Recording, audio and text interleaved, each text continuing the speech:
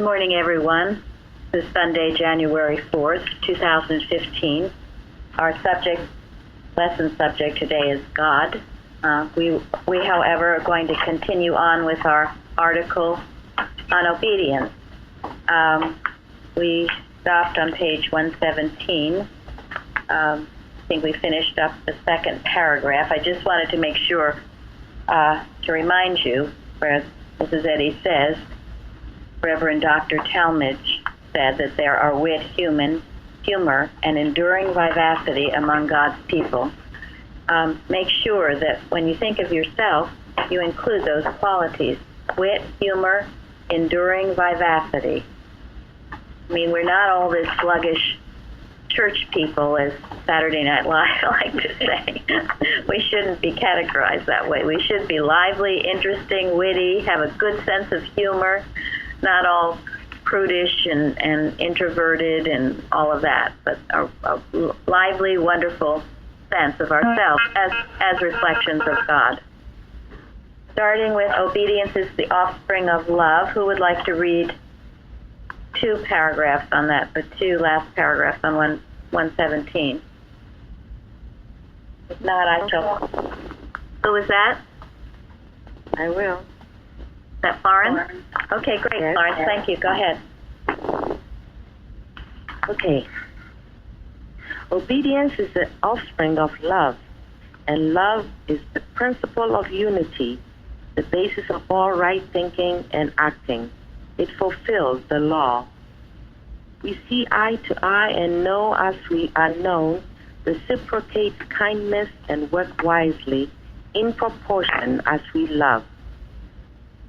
It is difficult for me to carry out a divine commission while participating in the movements or modus operandi of other folk.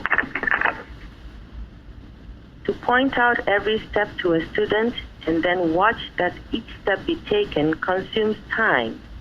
The experiments oftentimes are costly. According to my calendar, God's time and mortals differ. The neophyte is inclined to be too fast or too slow. He works somewhat in the dark and sometimes out of season. He would replenish his lamp at the midnight hour and borrow oil of the more provident watcher. God is the fountain of light, and he illumines one's way when one is obedient.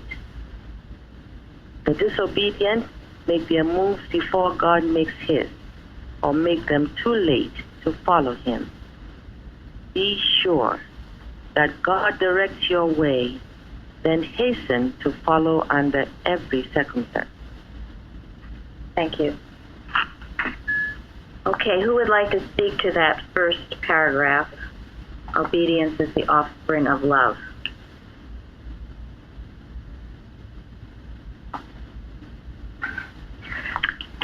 I think, yes, obedience is the offspring of love, and thinking this is not something I got way back when I started. But if I do love God, then I would obey his laws. It occurred to me that what I was doing way back then was disobeying, still reading and doing everything I was doing, thinking I was obeying God, but I wasn't. If God did say, the Creator said that I made everything good, and he remains all and sustains all, then my obedience would have been to accept the perfection, which is, he says would be the basis, or Mrs. Eddy says would be the basis of demonstration. But I see clearly now that I wasn't obedient. I didn't accept that. I accepted what the mortal senses were telling me.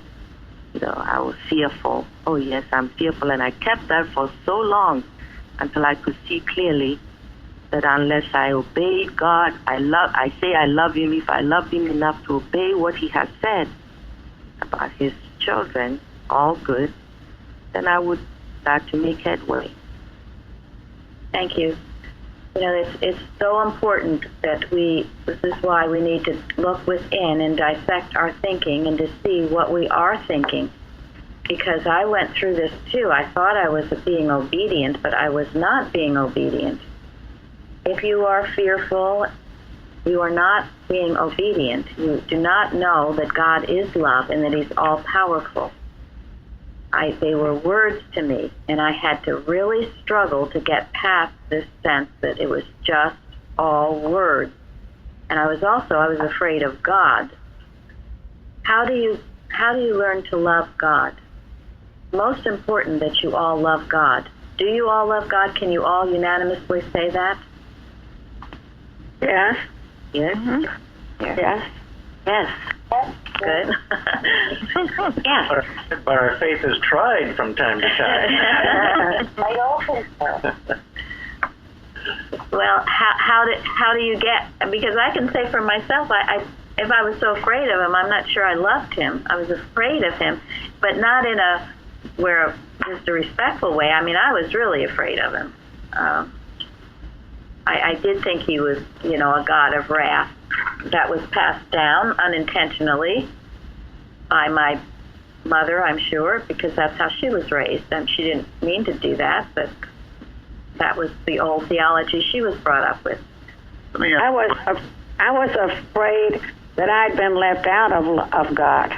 Somehow I've been left out. That's a good point. Yes. Or I'm not worthy of His love. So, yes. Yeah, that I'd done something basic wrong somewhere way back in time, and I was left out. Yeah, and you can sometimes feel that way, especially if you compare yourself to others. In the next Liberator, there's going to be a good article by Samuel Greenwood that takes that up, about this idea. It's not a good thing to compare yourself. I mean, if you want to do that, there'll always be those who are better or worse, but it's not a good place to go. It's between you and God. And if you accept, and you need to accept this unconditionally, that God loves us all equally. I was just reading that this morning. It's a matter of who receives that love or not. So He loves you as much as He loves John Doe. So what you need to work with is your receptivity of it. How could you block out God's love? You can't. It's always there. That's true. It's always there, but if you're not receptive to it, then you don't get it, because you don't really receive it, because you're not opening your heart and knowing God. I mean, you cut yourself off. Yes. We can also block it. Yesterday when we talked about Sarah, God was always with Sarah and Abraham, even when they were not listening. Yes. He is always with you, and He's always talking to you, and He always loves you. Bruce? I was going to say, one of the ways you can block off this love is if you accepted one of the arguments of unworthiness. Yeah. That was mentioned earlier. This paragraph starts with obedience is the offspring of love, love with a capital L. The fundamental truth that's been taught in Christian Science is man is the offspring of God. So think about this basic truth. It's an inherent part of our nature to do right, because we are the offspring of this love, this great love.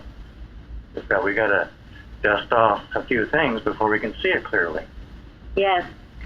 So that is a good point, and that's a dissection of your thinking. If you think you're unworthy of God's love, that would block it out, because it's pouring forth to you. You are worthy as God's child, and if there's something in your past that wasn't so great, then you go through these steps we've talked about of realizing what you've done, repenting to God, to anyone else you might need to, and then dropping it and go forward. But this is keeping your slate clean. And another, which plagued me, was the idea I was afraid of Him. So how could you love someone you're afraid of? I had to get past that.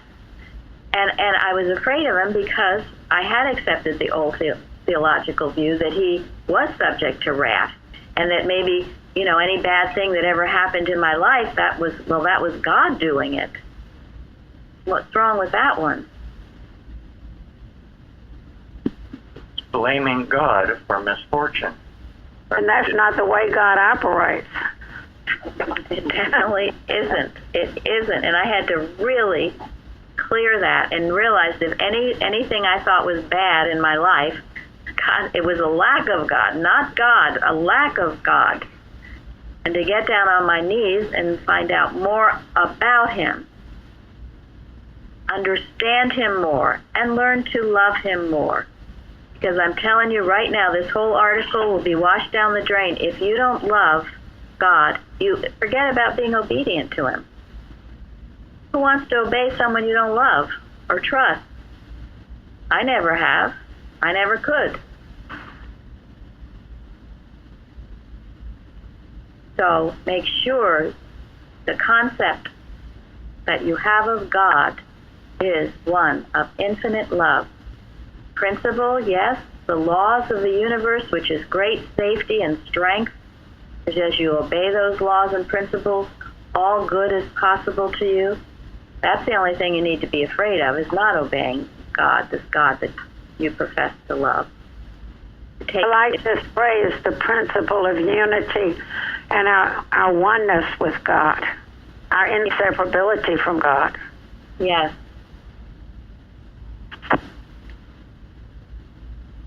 So this little paragraph is of great importance. And then love is the principle of unity. Yes, your unity with God, and then our unity with each other. How do we find each other? It is in our love for God. That's how we find each other. That's how we have something in common.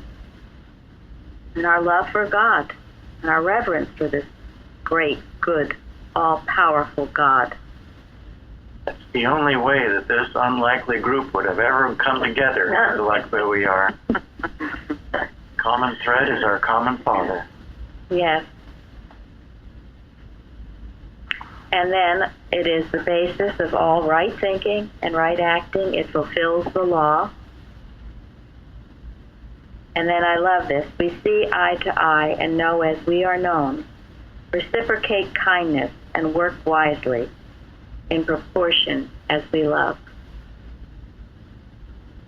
Let this be in your heart a rule, a principle of, if you will, this church, this gathering of people, that we can look eye to eye. No deflection. That we know as we are known. We know each other as we know ourselves, and we help each other as we know ourselves.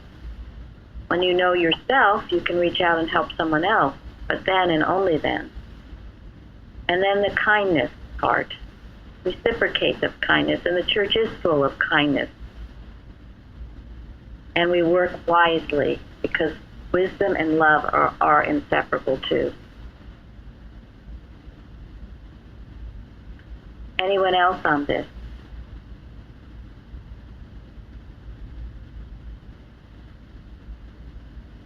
Okay, the next paragraph. The beginning part, who do you think she's talking about? Herself. Yes. You can imagine how hard it was for her. All of these things were being done to her, and here she's working for the world and getting constantly interruptions or having direct people's ways. And on a much smaller scale. You know, be careful with practitioners as well. With email and all this other stuff, it's so easy to reach them, and even sometimes phone calls. But have respect for what they're doing. I can always tell where a person is, where their thought is, if they contact or interrupt something very important that I'm doing. It's hard for me not to read emails because sometimes I have very urgent messages that I need to take care of. Sometimes it's a very legitimate email, but other times it isn't. So have respect for that time, and you know it to be true, I'm sure, of yourself, for yourself. Have you ever not perhaps had a very challenging day, and maybe you sit down at the dinner table and someone brings up something very negative or upsetting, just have respect for other people, what they might be doing. You know, I mean, it's happened. I've seen it happen to others too. They'll even lose their appetite. So just be respectful. There's always the right time, and if you are in the right mind, you will do things at the right time, not at the wrong time. If it's the wrong time, you have animal magnetism written on your forehead. So, and this goes on to the next part. According to my calendar, God's time and mortals differ. Okay, what about the neophyte? Let's see, I'll have to call on people. Who was going to, was that you, Jean? Neophyte. What? Uh-oh. Did we lose you? Okay, go ahead. Oh, okay. Go ahead, Jean. A neophyte is a beginner and inclined to be in a hurry and, want a healing fast and not realizing they have to understand what's going on. Good, thank you. Anybody else on the neophyte? Can you hear me? Yes. Oh, good. It says the neophyte is inclined to be too fast or too slow. Their timing is off.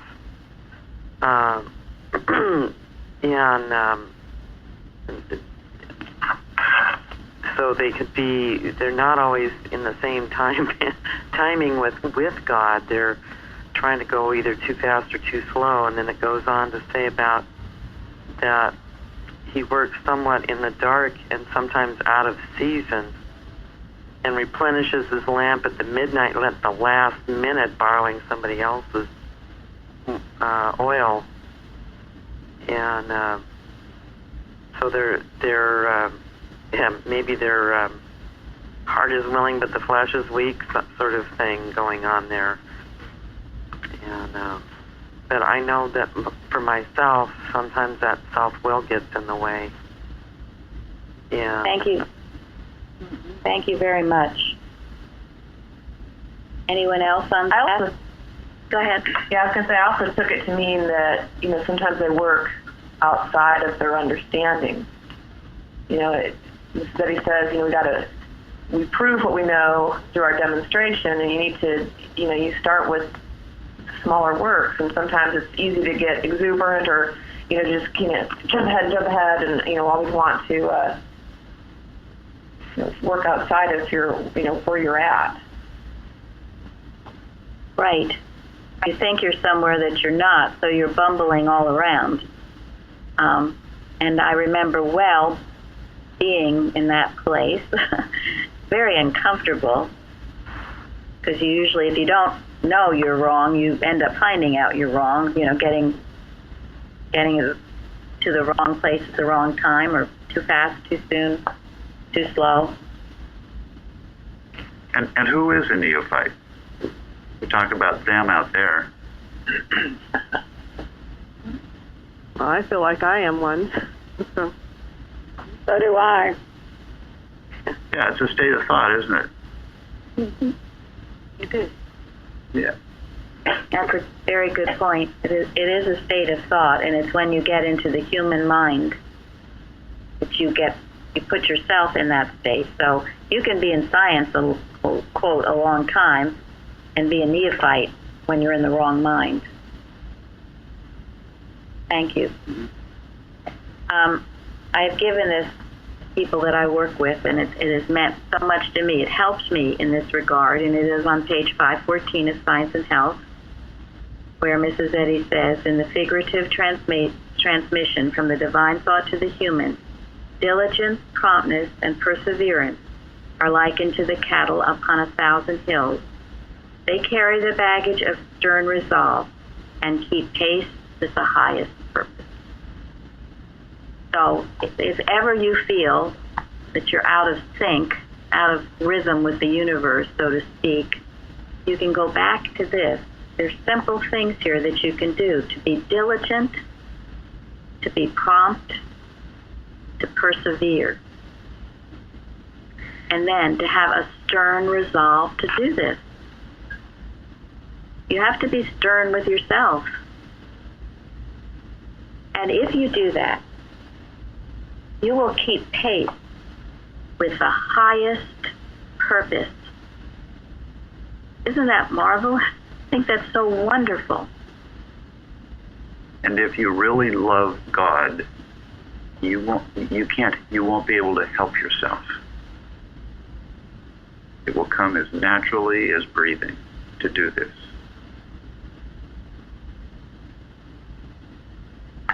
And if you ever find yourself out of sync, which we all do, you can go back to it and ask yourself, have I been diligent? Have I been prompt? Am I persevering? Do I have this stern resolve? Those simple things, they're very simple.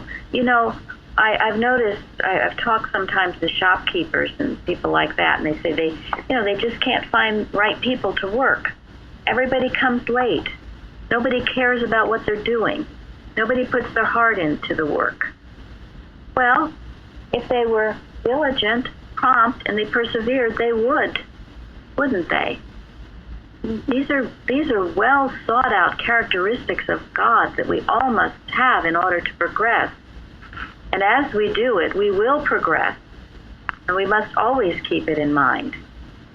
And then have that stern resolve not to let yourself slow down or speed up, but keep that rhythm with God. I think of it, you see a beautiful rider on a horse. That rhythm, that flow, he keeps going, he keeps up, he's just there. So it should be with us. And I promise you, you do those things, you will keep pace with the highest purpose. You will be, as we talked about last time, never off guard, never ill-humored, never unready to work for God, and the first one, never absent from your post. The promptness here found so necessary to be, it makes you stay alert, made me stay alert to be prompt with negating this false senses that come. At first I didn't think of promptness that way, I was thinking more like, being prompt to work and stuff like that, but the promptness of being ready to see what's trying to come in and handle it. Definitely. Absolutely. Thank you. Because, yes, if you're prompt, getting places and that kind of thing, you'll also be prompt in casting out the wrong suggestions. It all goes together. It's all a matter of the standing at porter at the door of thought. I've seen it recently, someone who just procrastinated so much, so often, just put things off and off and off. And pretty soon, it was just an overwhelming state. And when you get in that state, sometimes you feel like you just want to give up. And that's not good. So don't let that happen. Do you know what it means to be asleep? Spiritually asleep. Yes. Spiritually asleep. So, thank you. And then the other side of promptness is when you do feel God's impulsion, when your spiritual sense is alert and you feel the direction to go to do something, do it promptly. Don't sit around and think, well, wait a minute, is this from God or is it not? Is it something I should think of,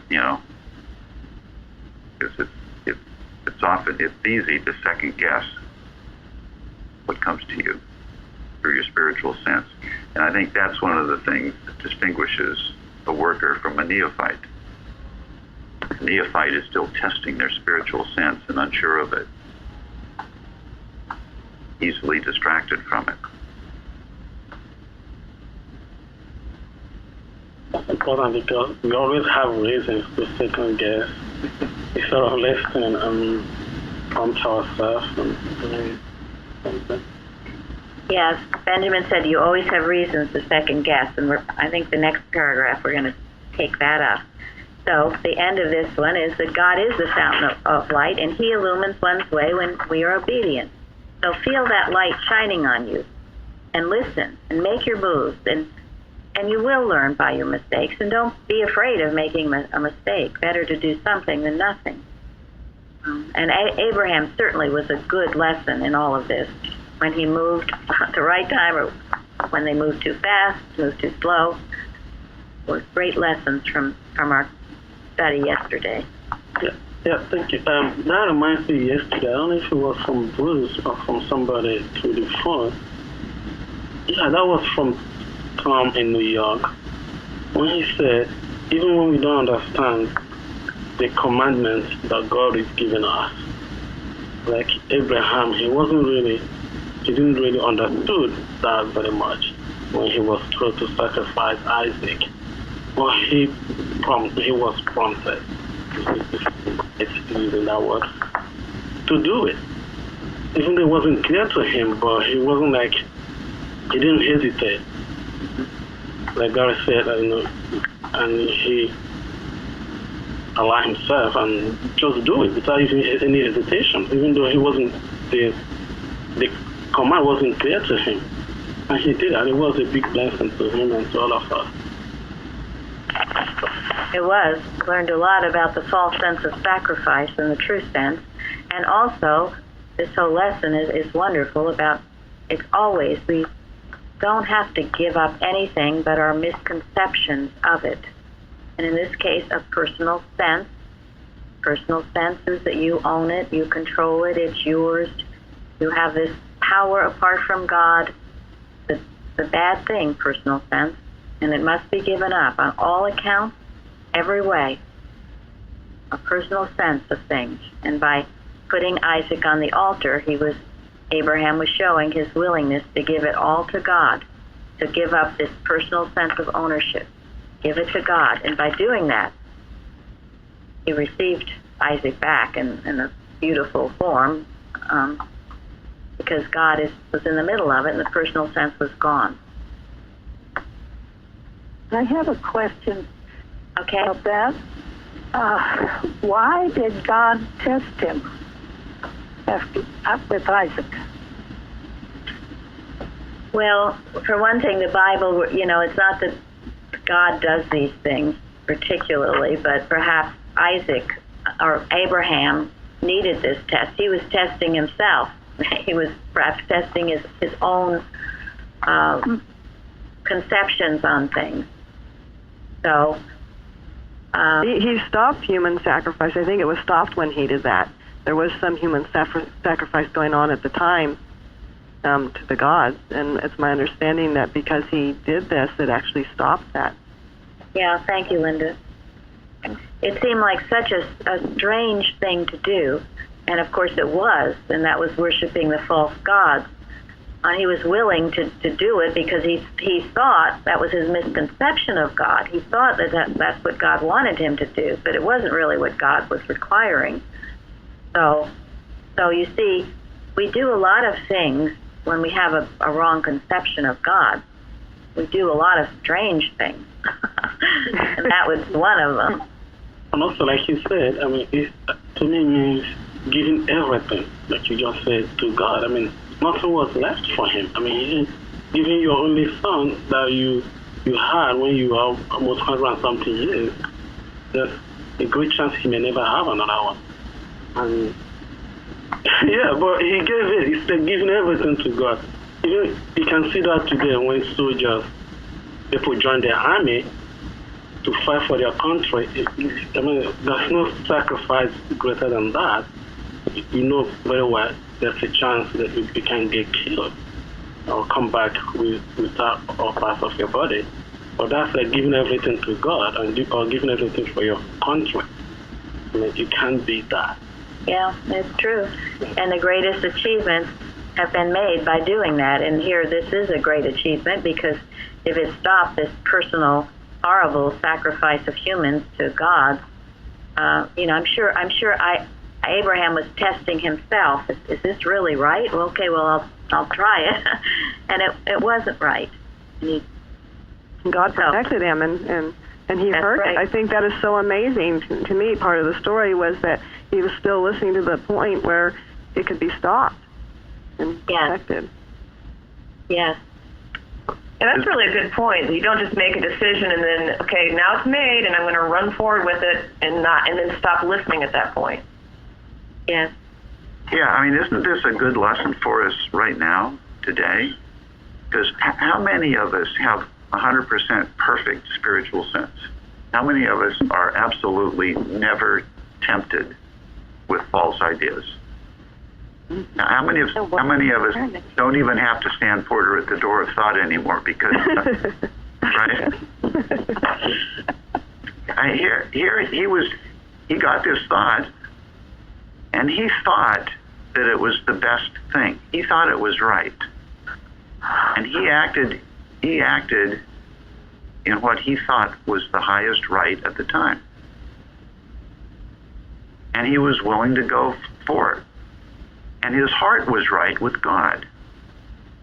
And God was able to speak to him before he committed what would have been, a terrible travesty.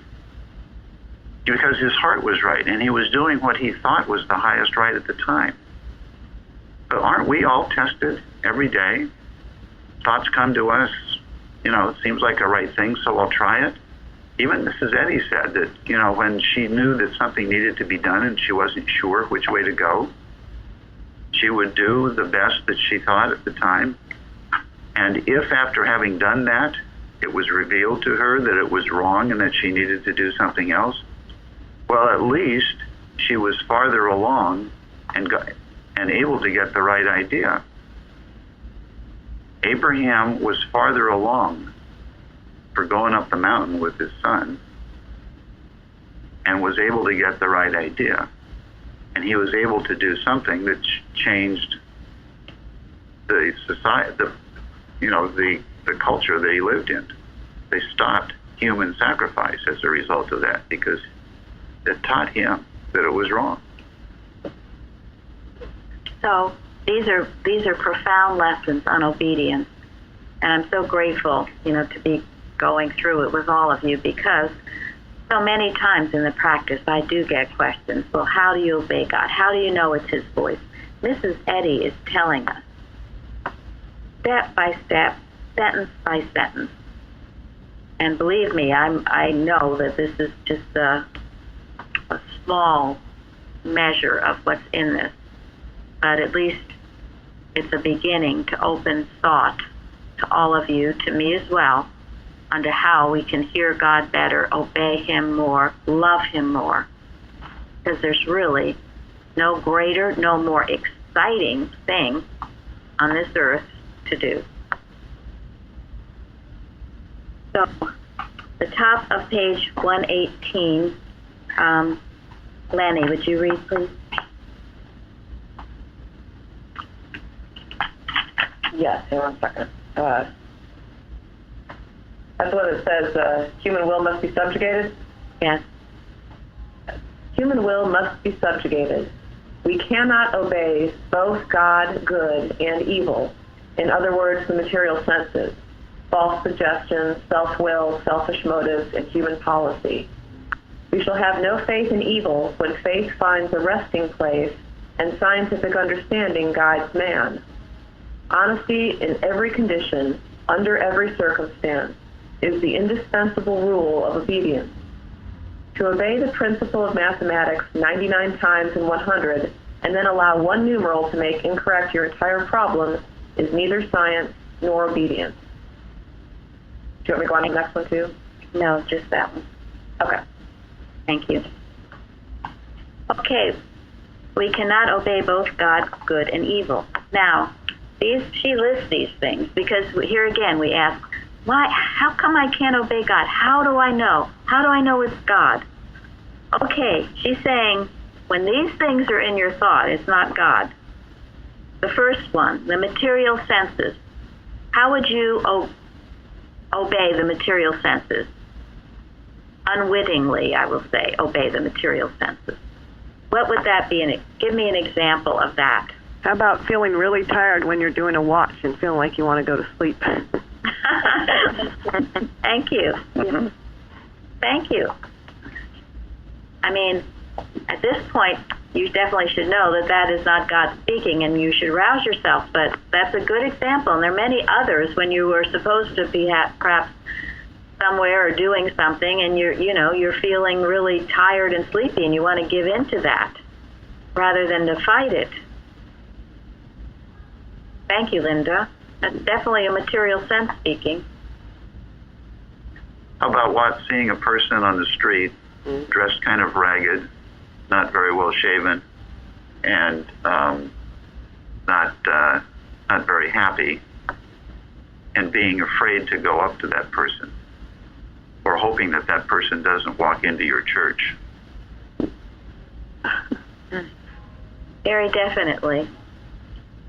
You're judging by the material senses, and you're listening to the material senses. So, and there are other ways. So if your body is giving you problems, physical problems, and you start bowing down to all of that rather than rising in rebellion against it. You're going along with the material senses. If you look at a news program and see all these countries being blown up and think, oh my gosh, the world's going to hell. Material senses. There's no God in that. Where is God? Keep asking yourself, where is God? Where is God in this? Where is it? Because it's a counterfeit, and right in that very place is the presence and power of God. And we must be the men and women that see that, whether it is a homeless person, a sick body, a news report. You be awake and alert. Don't obey what the material senses say. Okay, false suggestions. Perhaps it could also be when we are in sympathy with erroneous stories. People tell us things and we get impressed by them. Very good. That's certainly false suggestions. Yes. And then perhaps that we get so carried away that we start humanly giving suggestions that have nothing to do with the truth. Yes. Yes, then you really get it. Then you really are falling for the false suggestions. The false suggestions are lies. Right. We were at a restaurant the other day, and there was a table of women talking about false suggestions. And I just started to really work to know that only the voice of God could be heard, because I wasn't going to sit and have my meal listening to false suggestions. And they did stop. I didn't have to go over and tell them to stop, thank goodness. I was very much tempted. But their conversations changed to something else, and I was very grateful. We mustn't listen to false suggestions. They were having, it's sometimes called an organ recital. By organ recital, they're talking about all their sick organs. Nobody needs to listen to that. False suggestions. Lies. They're lies. Yeah, I think we had a lot of that a few months ago, or perhaps a few weeks ago on the news. I mean, you cannot turn the news or pick up a newspaper. It was all Ebola. Ebola is coming. All of us got to talking to that, and then a lot of people were buying into it, and the atmosphere was so fearful.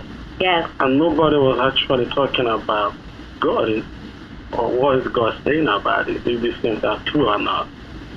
And that's what everyone wants to buy into, and then eventually,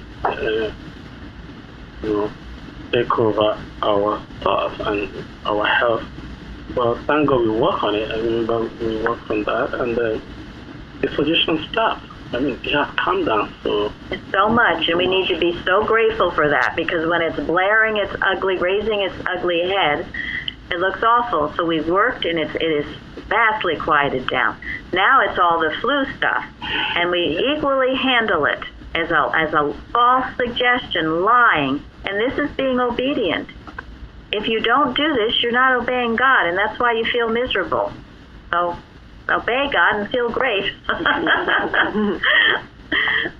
and all the false suggestions that you don't go to the gym, you're not physically fit, and you have to take vitamins, and those are all suggestions. God made us perfect.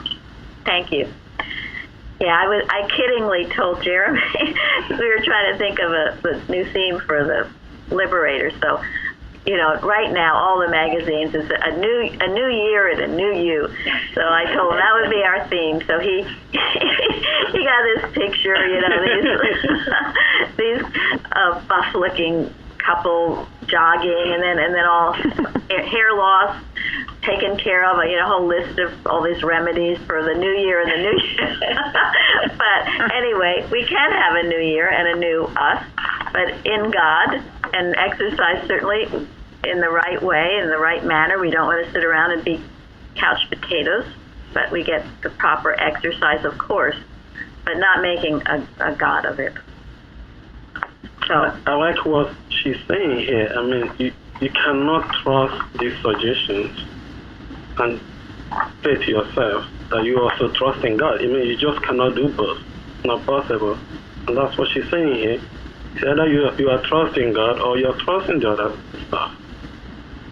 you're absolutely right. Very good point. One or the other. I was so relieved coming here to learn that there is no gray zone, because I lived in a gray zone. Is it right? Is it wrong? Maybe it's right, kind of right, half truth. Yeah, okay, it's okay for them, maybe not for me. Everything's kind of equalizing everything. It was a terrible way to live. It's either right or wrong by God, not by Mary or by anyone else, but by God.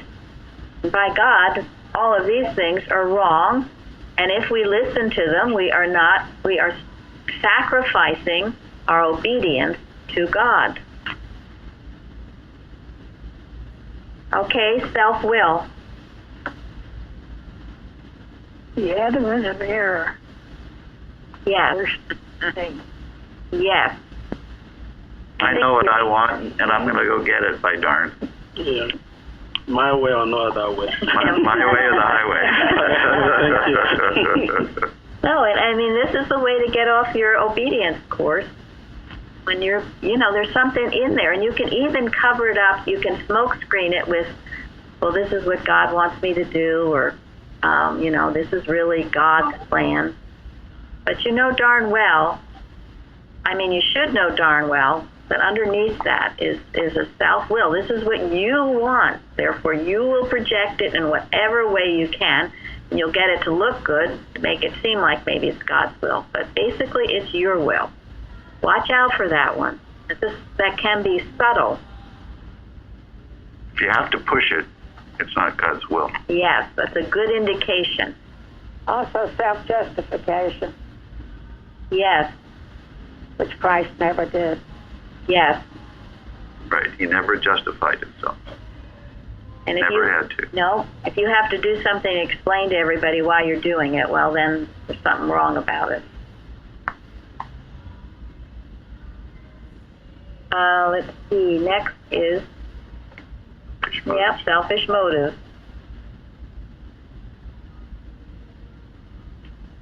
Obeying God, ask yourself, what's your purpose? Why are you doing this? Why do you want to do this?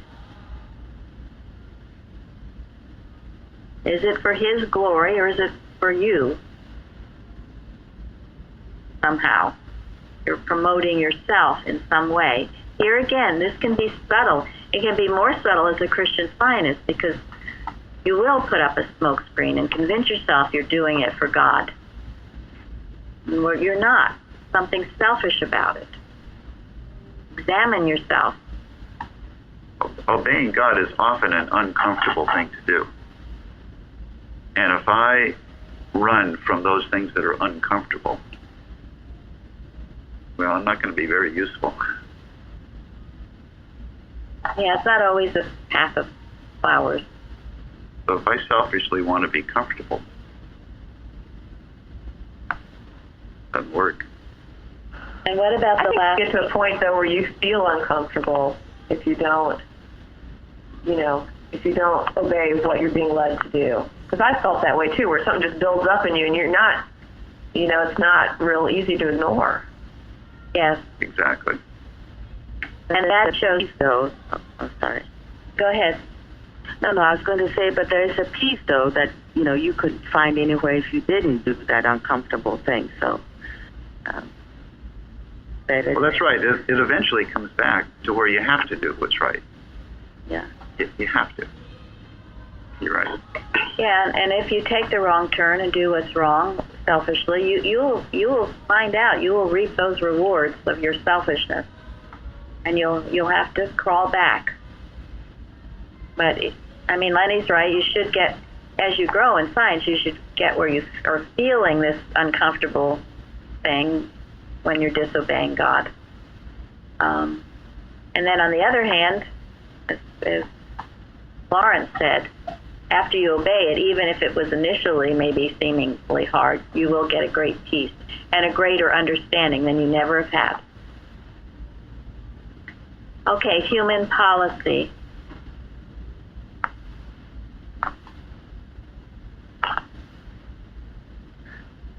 Let's see. How about you, Elsie? Well, I guess it would more or less have something to do with the way we live our lives today.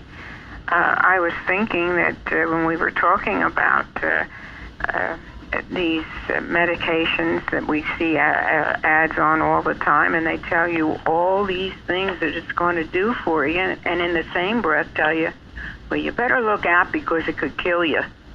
And I who would want to take anything like that? But right. People do. And they listen to these things constantly, and before you know it, they believe in it. And then they find that they have reactions to them. So human policy just seems to be something that we listen to every day from others, sometimes on ads, sometimes from the government, a lot of times from the government. Mm-hmm. How about the idea of, let's put it to a vote. What does everybody vote is the right thing to do? Yeah. Or let's take a poll to decide how we should respond to a situation. Mm-hmm. That's right. They do that. Exactly. When I read that, okay, go ahead, Derek. Our response to democracy. We get into the idea that democracy is just because the majority said it's right, it's okay. Yeah, that's a human policy. That's a human policy often to look at. Or because it works for us, it's going to work for them. Mm-hmm. Well, everyone voted for Hitler. He was brought in by overwhelmingly. He wasn't a very nice guy, and it didn't matter who fought that. No, that was mass mesmerism, not independent thinking. And that's why we all must be independent thinkers for God. Go ahead, Lenny. What were you going to say? Oh, I was going to say that when I read that about human policy, it made me think about what she wrote in the preface, where she said she didn't compromise conscience to suit the general drift of thought. Truth is truth, and she didn't change it or sugarcoat it or, try to do something to make it more palatable or to ease it into, fit in with what everybody else is thinking. Thank you.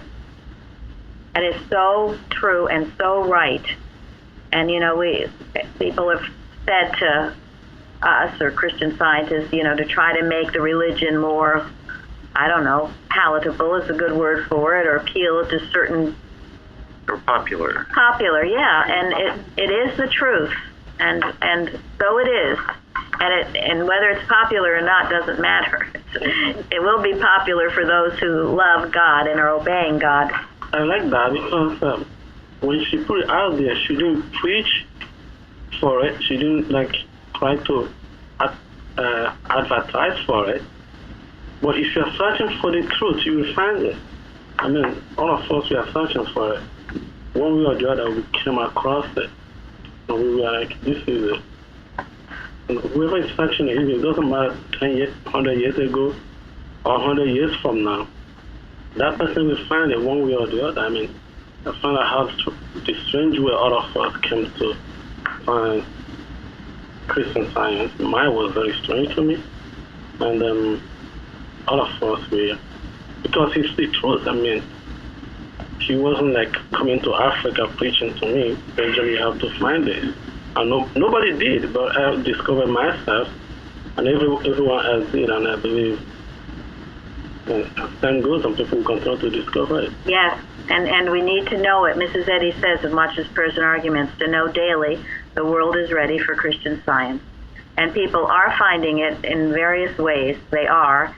Maybe many we never hear of, but when they find the rules and principles of the universe, which is being expressed universally, they are finding it. We can know that. And as we keep working ourselves and sending out the love and the truth as we know it the best we can, it helps, permeate all being and great healing power. We must never underestimate the power of this work, our work in unity, these times together, because we're digging into the truth and releasing it for all mankind to the receptive heart, those that are receptive. So, there was one other thing I was thinking of is human policy could be tradition, or this is the way we've always done it. Yes, very good. Absolutely. There's a lot to human policy to think about, but remember, all these ways would get you off from your obedience to God if you just aren't alert to them. So this is why we talked about them, so you can be more alert. And there must be so much receptivity in the hearts of so many, or all people, because people are always looking for answers. That's right. And life doesn't make sense, really, if you don't know Christian Science. Life never quite makes sense to people. It's innate. It's an innate thing in the heart of everyone. I don't care what they're saying or acting like. No, it's there, and address that part of them, and they will respond to the truth, as you have been doing, Fairly, as your testimony. I'm going to end now on Mrs. Eddy's article on reformers. It starts on 237 in Miscellaneous Writings. It applies to all of this. This period is not essentially one of conscience. Few feel and live now as when this nation began, and our forefathers' prayers blended with the murmuring winds of their forest home. This is a period of doubt, inquiry, speculation, selfishness, of divided interests, marvelous good and mysterious evil. But sin can only work out its own destruction, and reform does and must push on the growth of mankind. The reformer has no time to give in defense of his own life's incentive, since no sacrifice is too great for the silent endurance of his love. What has not unself-love achieved for the race? All that ever was accomplished, and more than history has yet recorded. The reformer works on unmentioned, save when he is abused or his work is utilized in the interest of somebody. He may labor for the establishment of a cause which is fraught with infinite blessings, health, virtue, and heaven. But what of all that? Who should care for everybody? It is enough to say, it is enough, they say, that we should care for a few. Yet the good done and the love that foresees more to do stimulate philanthropy and are an ever-present reward. Let one's life answer well these questions, and it already hath a benediction. Have you renounced self? Are you faithful? Do you love? So we will all be reformers. Amen. And have a good service. Thank you all. Thank you. Thank you. Thank you. Thank you.